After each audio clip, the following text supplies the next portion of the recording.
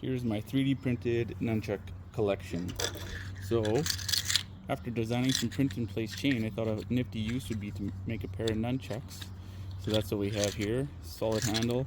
It all kind of just prints like this on the bed. And then I thought it would be nice to separate the colors between the chain portion and the handles. So I made those thread on there, and that works pretty good. And for the threads themselves, I went with the threads you find on a broomstick handle. Hopefully the reasons for that are obvious.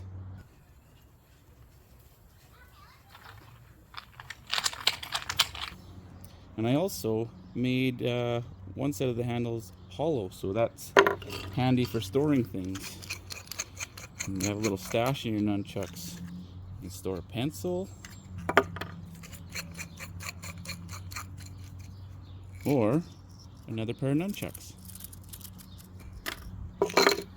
And then from there, I thought it'd be nice to do what I've seen some of those pool noodle swords do, and add some threads to the handle so that you could thread on a piece of pool noodle, and that works out pretty well.